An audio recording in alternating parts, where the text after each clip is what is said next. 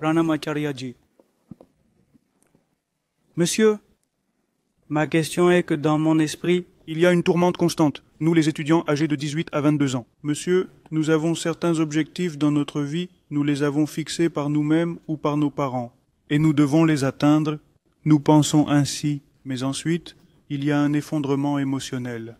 Il y a un chaos constant dans notre esprit, en particulier en ce qui me concerne. Il y a tellement de choses qui se passent dans l'esprit que nous ne pouvons pas vraiment nous concentrer sur une seule tâche à un moment donné. Monsieur, comment surmonter cette tendance à trop réfléchir et je sais que nous devons le faire, je dois faire certaines choses, mais la perception du temps s'estompe. Il y a tellement de réflexions excessives tout le temps, monsieur. Vous échouez à accomplir une tâche particulière. Dans un temps donné, quelle tâche particulière? Quelle tâche particulière? Souvenez-vous, celui-ci, assis à l'intérieur, est très têtu. Celle-ci est assoiffée et désireuse et il y a un profond désir. Si vous vous impliquez dans l'accomplissement d'autres désirs ou dans d'autres choses, en tentant d'autres tâches, celui qui est à l'intérieur ne coopérera pas. Vous échouerez. Et c'est à ce moment-là que les gens disent « Oh, je ne peux pas me concentrer. Je ne peux pas me concentrer. » Je leur demande « Sur quoi ?» Tout d'abord, est-ce que vous vous concentrez sur la bonne chose? Est-ce que vous vous concentrez sur la bonne chose? Imaginez un enfant que vous avez avec vous. Un petit enfant. L'enfant a soif. L'enfant a soif. Et vous l'emmenez, enfant, dans un magasin de jouets. Et vous pensez que le jouet est très important, au moins pour l'enfant. L'enfant pourra-t-il se concentrer? Même dans un magasin de jouets, l'enfant pourra-t-il se concentrer? Aucune concentration. L'enfant a soif. Vous ne l'emmenez pas dans un magasin de fournitures. Vous dites, vous allez obtenir le meilleur crayon et la meilleure gomme et me dire quel est le carnet le plus élégant que je vous donnerai. Dis-moi quel est le cahier le plus chic que je vais te donner. Et il est important d'acheter ces choses parce que le professeur les a demandées. L'enfant pourra-t-il se concentrer? L'enfant a soif. Et vous êtes si ignorant que vous ne réalisez pas la chose fondamentale que vous devez d'abord donner à l'enfant. Ce ne sont ni des jouets, ni des bonbons, ni de la papeterie, ni des vêtements, ni des divertissements. Rien. L'enfant est assis à l'intérieur de vous. L'enfant a soif. Vous rendez-vous compte qu'il a soif? C'est cette soif qui s'exprime par un manque de concentration. Voyez ce que vous voulez vraiment, et alors il n'y aura pas besoin de pratiquer la concentration. Sinon, la concentration restera un problème à vie. Ceux qui s'intéressent aux choses réelles n'ont jamais besoin de se concentrer. La concentration vient à eux, en courant, en mendiant.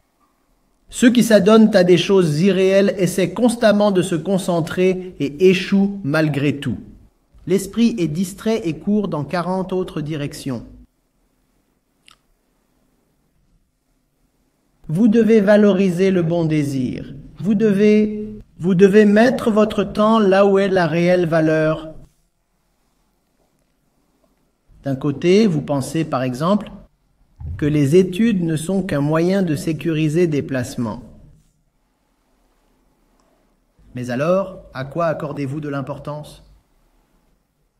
Les placements professionnels. Maintenant, comment allez-vous vous concentrer sur les études? Dites-le moi. Vous vous êtes déjà enseigné à valoriser l'argent. Comment allez-vous valoriser les études maintenant? Votre esprit ira là où sont vos valeurs. Et que voulez-vous faire avec l'argent? Vous voulez vous divertir, n'est-ce pas? Je vais parcourir le monde, je vais visiter toutes sortes d'endroits pittoresques. Et à côté de vous, il y a votre téléphone portable. Des scènes de ces endroits défilent sur l'écran du téléphone portable. Maintenant, Voudriez-vous vous concentrer sur vos études? Si la valeur ultime réside dans le divertissement et que c'est pour cela que vous étudiez, afin de décrocher un emploi, et ensuite gagner de l'argent, et ensuite vous divertir. L'esprit se dit alors, si le divertissement est la valeur finale et la plus élevée, pourquoi ne pas s'amuser maintenant? Alors, fermez le livre et sautez dans le divertissement, et c'est ce que nous vivons tout le temps. Savons-nous seulement ce que nous désirons? Telle est la question, telle est la question. C'est ce qu'on appelle la crise des valeurs. Nous ne savons pas vraiment ce qui est désirable, nous ne savons pas à quoi accorder de la valeur. Vous attribuez de la valeur à une chose et vous essayez de donner votre temps à autre chose. Il est évident que vous vous ennuierez, que vous serez distrait, que vous n'aurez pas d'énergie. Dans le langage des affaires, on dit « il faut joindre l'acte à la parole ». N'est-ce pas? Investissez. Là où vous croyez, et faites ce que vous professez. Dites-moi honnêtement, si aujourd'hui on vous dit que vous pouvez obtenir d'excellents placements même sans étudier, et que vous pouvez obtenir votre diplôme avec 9,5 CGPA sans étudier, honnêtement, dites-le moi s'il vous plaît. Qui ne serait pas d'accord? Qui ne serait pas d'accord? Et c'est la raison pour laquelle, dans l'arrière-pays, de telles boutiques existent. Vous vous inscrivez, vous payez de l'argent, et vous n'avez plus besoin d'être sur le campus.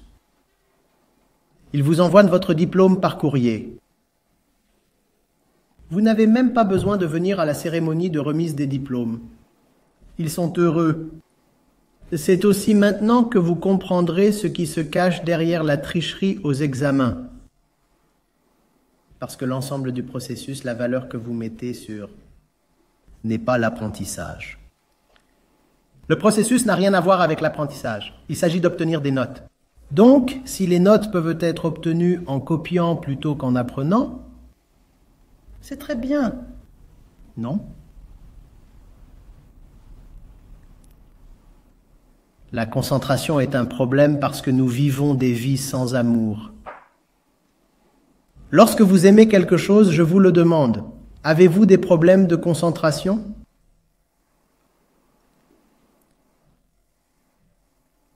Tout ce que vous valorisez, vous vous retrouvez concentré dessus. Et si vous ne pouvez pas vous concentrer? Au bon endroit, vous devez remettre en question vos valeurs.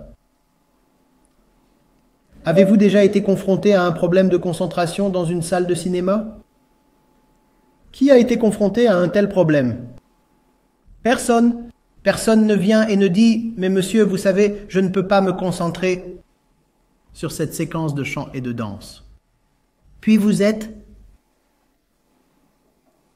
une concentration semblable à un laser. Vous brûlerez l'écran avec votre regard.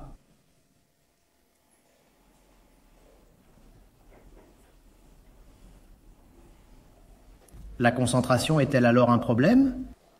Le problème, c'est d'avoir le bon désir. Le problème, c'est d'avoir les bonnes valeurs. La concentration n'est pas un problème. Je garde un gros paquet, un énorme tas de billets de banque ici. Qui aura des problèmes pour se concentrer? Pas sur moi, sur cela. Vous vous concentrerez immédiatement.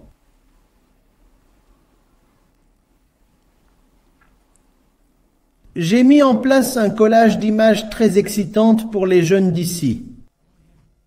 Qui ne se concentrera pas? Qui ne se concentrera pas? Vous vous concentrerez immédiatement. Vous vous concentrerez tellement que vous oublierez tout le reste. Et puis vous dites que vous avez des problèmes de concentration. La crise est celle des valeurs. Nous ne savons pas ce qui est important. Et nous ne savons pas ce qui est important. Plutôt, nous avons considéré toutes sortes de choses insensées comme importantes. Des choses qui n'ont aucune valeur. Nous les avons assimilés à de la valeur. Remettez vos valeurs en question. Notez toutes les choses que vous considérez comme importantes. Ensuite, objectivement, avec toute votre énergie mentale, demandez-vous, est-ce que ces choses sont vraiment importantes? C'est quelque chose que vous devez faire dès maintenant dans votre vie. Une fois que vous avez 25 ans, vous pourriez trouver qu'il est trop tard. Il y a tellement de choses dans lesquelles vous vous êtes irréversiblement engagé. Le processus est à sens unique. Réaction irréversible.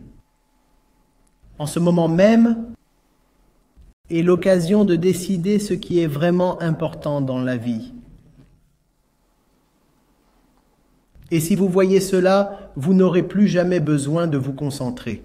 Si vous ne voyez pas cela, vous en porterez les conséquences toute votre vie, parce que vous vous engagerez dans toutes sortes de choses erronées. Et pour beaucoup de ces choses, vous ne pourrez jamais vous en extraire. Une fois que vous y êtes entré, y vous resterez. Tant. Il ne sera pas possible de changer de trajectoire. Vous savez de quoi je parle, n'est-ce pas?